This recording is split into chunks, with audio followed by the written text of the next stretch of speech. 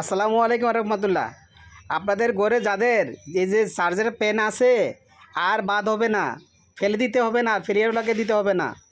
আপনারা চাইলে ঘরে বসে মেকানিক্সের কাছেও যেতে হবে না। আপনারা ঘরে বসে আপনারা নিজেরা চাইলে ডিসি রেগুলেটর লাগিয়ে ফ্যানটাকে আমি যেভাবে বাদ ফ্যানটাকে রেডি করে ফেলেছি সেটাকে আপনারাও পারবেন। আমার ভিডিওটি লাস্ট পর্যন্ত দেখতে থাকেন ইনশাল্লাহ। এই যে দেখেন আমার হাতে ডিসি রেগুলেটর, ভিডিওটি না লাস্ট পর্যন্ত না দেখলে কিছুই বুঝতে পারবেন না আমি কীভাবে ঠিক করলাম। এই যে দেখেন ফ্যানটা ফুরে একেবারে ছাই হয়ে গিয়েছিল, এই ফ্যানটাকেও আমি ঠিক করে ফেলেছি ডিসি রেগুলেটর লাগিয়ে। এই দেখতেছেন আমি সুইচের কানেকশনটা খুলে, এই যে ডিসি কানেকশন, এই ডিসি রেগুলেটর এটা আপনারা নিজেরা লাগাতে পারবেন, মেকানিকের কাছে যেতে হবে না। শুধু আমার ভিডিওটা লাস্ট পর্যন্ত দেখলে ফলো করে। যে দেখেন আমি দেখাচ্ছি এই যে এখানে ব্যাটারি থেকে সরাসরি ব্যাটারি থেকে নেগেটিভ পজিটিভ এইখানে এনে রেগুলেটরতে নেগেটিভ পজিটিভ লাগিয়ে দিবেন।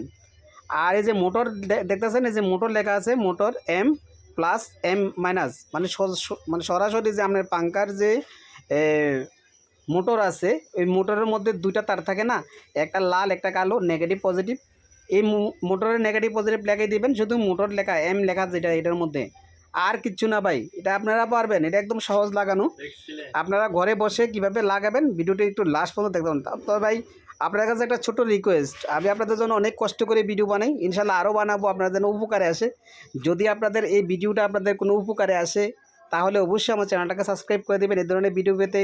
আর লাইক দিবেন ভাই, লাইক দিলে ভিডিও বানাতে ইচ্ছা করে আপনাদের জন্য। অবশ্যই আরও ভালো ভালো ভিডিও, আরও অনেক ভিডিও আছে, রাইস কুকারের ভিডিও, মোটরের ভিডিও, অনেক ভিডিও আপনাদেরকে আমি দেখাবো।